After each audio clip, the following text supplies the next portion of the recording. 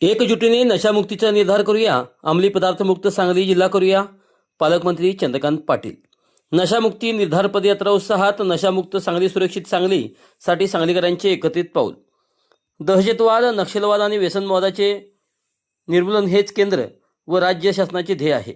तरुणाईला अंमली पदार्थाच्या वेख्यात ओढणाऱ्या देशद्रोह्यांचे मनसुबे उधळून लावणे व भावी पिढी सुरक्षित ठेवणे हेच मुख्यमंत्री देवेंद्र फडणवीस व राज्य शासनाचे सर्वोच्च प्राधान्य आहे.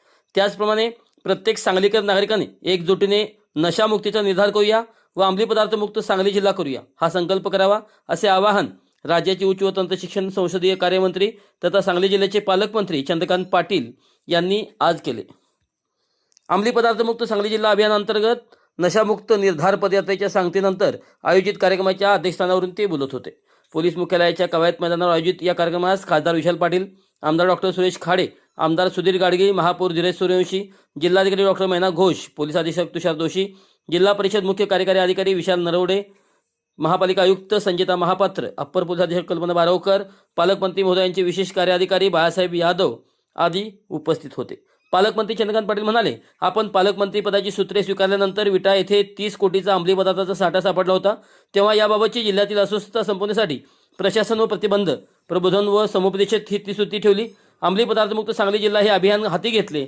त्यातून गेली 1.5 वर्षे विविध उपक्रमाद्वारे व्यापक जनजागृती करण्यात येत आहे, असे ते म्हणाले. विविध उपक्रमाची माहिती सांगताना पालकमंत्री चंद्रकांत पाटील म्हणाले, अंमली पदार्थाबाबतची माहिती देणाऱ्यांना तसेच अंमली पदार्थ विरोधी कारवाई करणाऱ्या पोलीस दलातील अधिकारी कर्मचाऱ्यांना बक्षीस देऊन शाबासकी दिली. ज्ञान प्रबोधिनी संस्थेच्या माध्यमातून 600 शिक्षकांना व हजारो विद्यार्थ्यांना व्यसनमुक्तीचे धडे दिले. शासकीय वैद्यकीय महाविद्यालय व रुग्णालय येथे उपचाराची व्यवस्था करण्यात आली. अशा अनेक संयुक्त उपक्रमातून व्यापक जनजागृती झाल्याने जिल्ह्यातील अंमली पदार्थ तस्कराचे कंबरडे मोडण्यात यश आल्याचे दिसत आहे. ते यापुढेही कायम ठेवण्यासाठी निर्धारपूर्वक सामूहिक प्रयत्नांची गरज असल्याचे ते म्हणाले.